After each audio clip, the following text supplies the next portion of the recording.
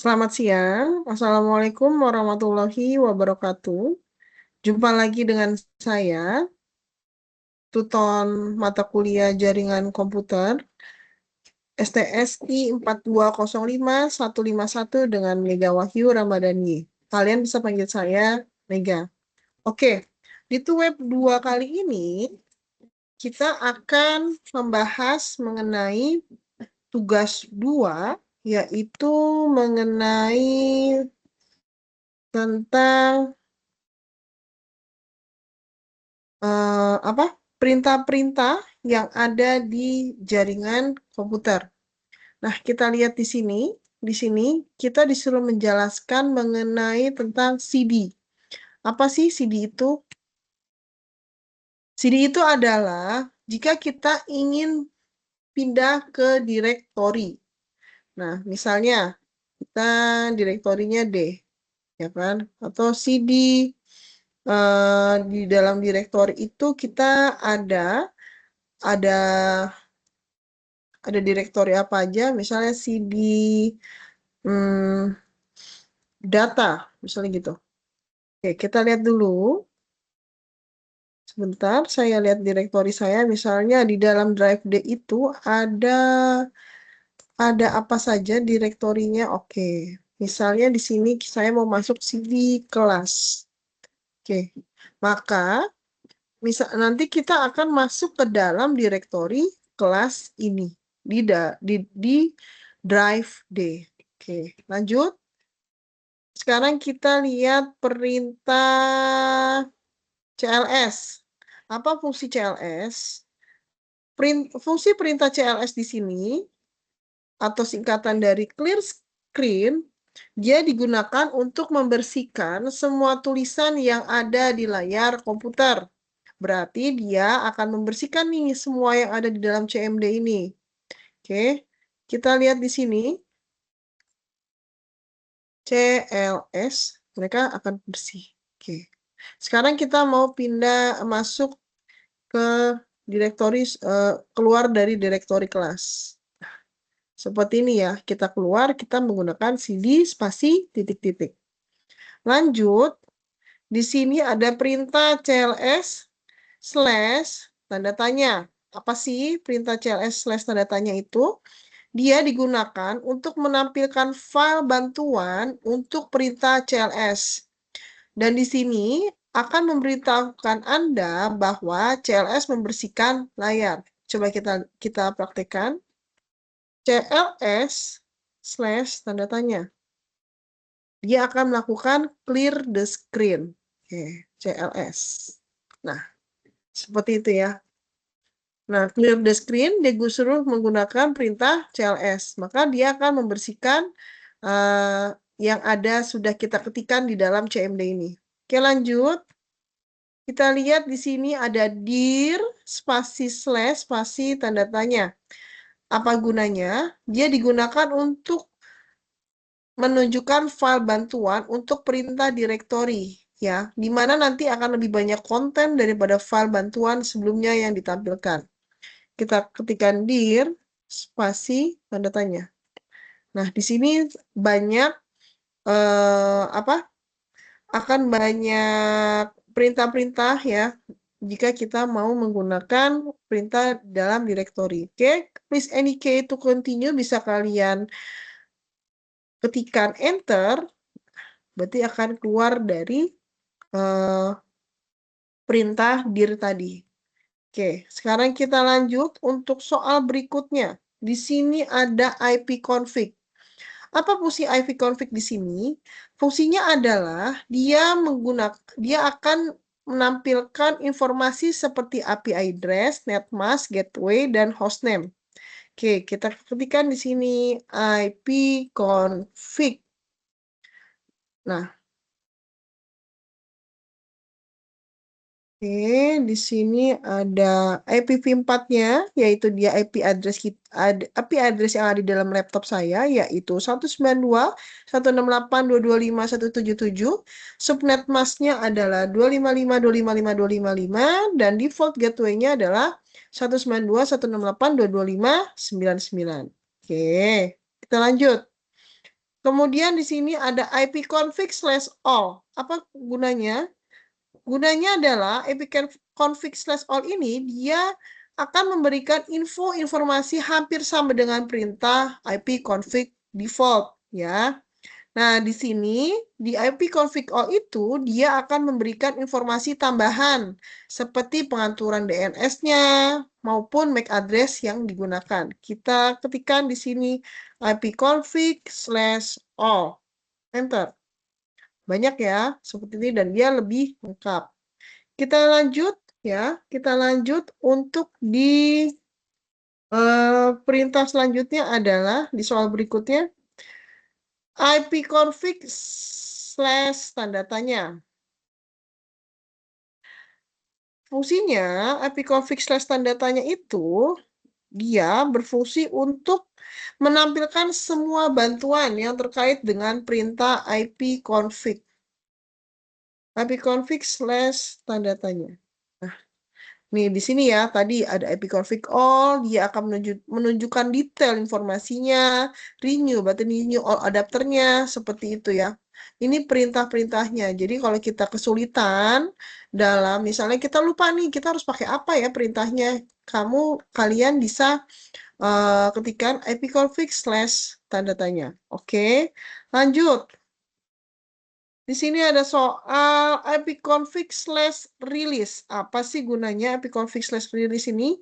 Dia digunakan untuk melepaskan atau mereset semua settingan IP address. Berarti IP address yang ada di dalam laptop saya itu nanti akan dilepas ya. Kita lihat di sini. Release. Dia nggak ada ya. ipconfig/release ininya. Oke, sudah terlihat. Jaringannya agak putus-putus ya, mohon maaf. Jadi agak tersendat-sendat. Nah, untuk ipconfig/release ya sudah kita ketikkan. Dia nanti di sini IP v6-nya hilang, default gateway pun juga hilang. Oke, lanjut. Di sini ada ipconfig renew. Apa sih gunanya ipconfig renew? ipconfig renew itu berarti dia akan menetapkan alamat IP yang baru ya pada semua adapter jaringan. Oke, sekarang kita mau tadi rilis udah, kita ketikkan renew di sini. Renew di sini. Ya, di sini kita dapat di sini 192.225.111.77. Baru kita dapatkan lagi nih si IP address yang tadi sudah kita lepas, yaitu saat menggunakan release. Oke, sekarang lanjut. Di sini ada ipconfig/display DNS. Apa fungsinya? ipconfig/display DNS ini dia untuk menampilkan DNS, ya kan, termasuk localhost koneksi. Kita coba ketikkan /display DNS. Wow, banyak ya, dan sangat lengkap. Oke, kita sekarang lihat lagi. Kita mau ipconfig flash DNS. Apa fungsinya? Dia digunakan untuk mereset DNS cache. Jadi kita akan mereset cache-cache yang ada. Jadi udah biar hilang. Tadi apa?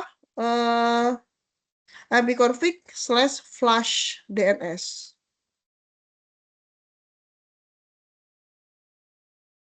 Nah, di sini dia akan bilang dia sudah sukses untuk flash DNS yang ada di dalam cache-nya.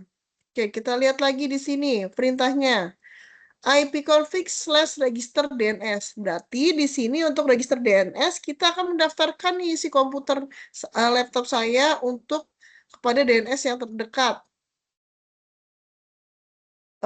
Kita lihat sebentar. Berarti tadi adalah register DNS. Oke, ipconfig/register DNS. Nah, udah di sini dia bilang requested operation require elevation.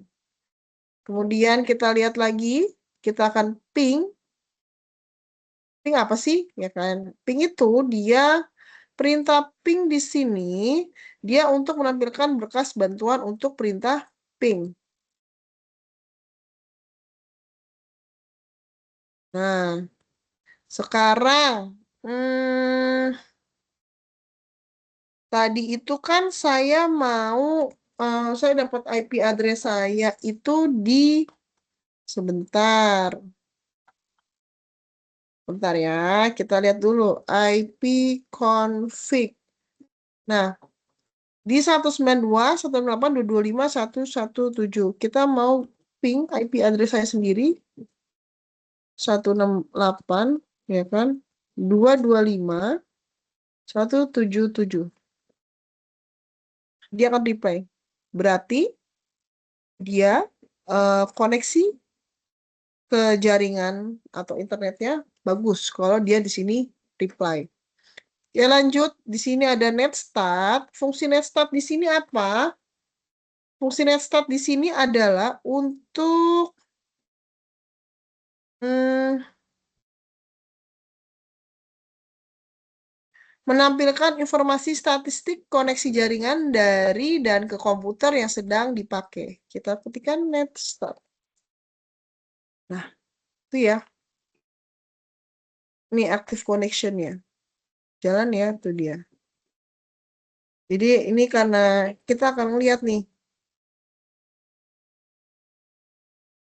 Berarti koneksinya ada yang stabil dan tidak stabil. Kalau yang tidak stabil di sini ditulisnya time wait ya. Koneksinya tidak stabil, putus-putus bahasa ininya, bahasa istilah uh, orang kalau anak-anak jaringan. Kita lihat lagi, cek lagi di sini. Di sini ada perintah threshold. Apa sih threshold?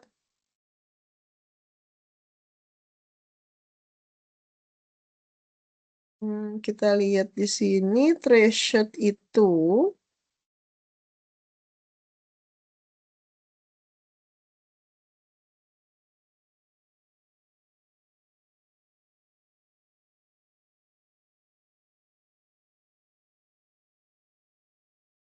threshold. Dia digunakan untuk memberikan informasi dari rute yang dilewati oleh paket untuk mencapai tujuannya. Kita lihat di sini threshold. Ini dia. Ya. Kemudian di sini ada perintah apa lagi? Pathing. Nah, pathing itu untuk apa? Pathing. Nah, si pathing itu dia digunakan untuk mengukur network latensinya, ya. Dan dia kerjanya mirip dengan gabungan antara ping dan si threshold. Kita lihat di sini, kita ketikkan dia pathing. Nih, ya, sama ya. Terus kita lihat di sini ada NS lookup. Apa sih NS lookup itu? NS lookup dia digunakan untuk menampilkan informasi tentang nama DNS, alamat IP yang sesuai yang digunakan untuk mendiagnosis server DNS. Tadi dia bilang apa? NS lookup.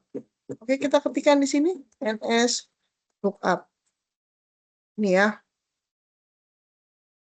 Address yang saya terima adalah 192.168.225.99. Default servernya unknown, ya kan?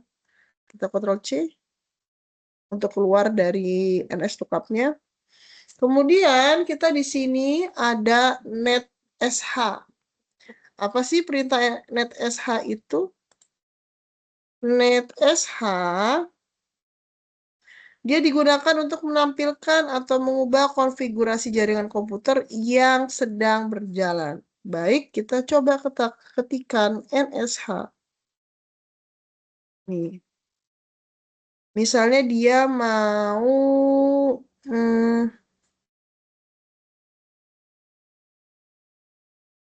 mau apa ganti connectionnya gitu kan ya.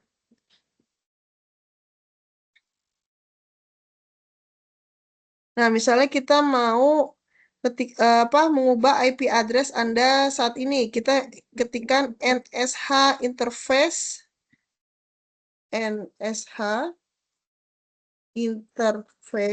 ya kan, IP set address.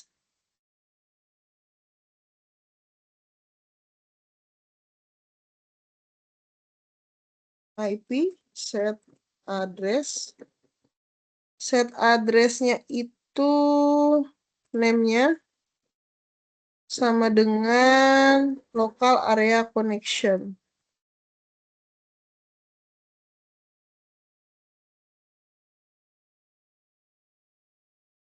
Oke. Nah, dia masih not found ya, karena IP set address name itu belum ada di dalam si DNS tersebut. Nanti kita coba sambil cari-cari ya.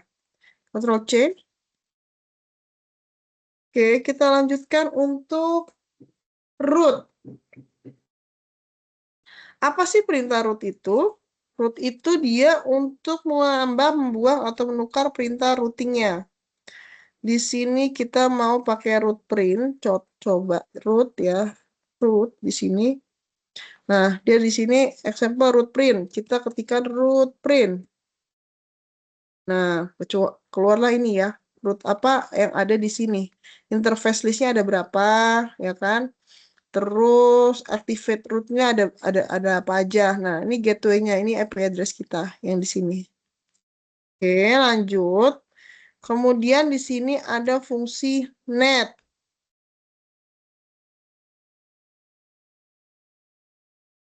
Oke. Dia digunakan untuk melihat komputer yang sedang aktif dan terhubung dengan LAN. Kita ketikkan di sini net. Nah,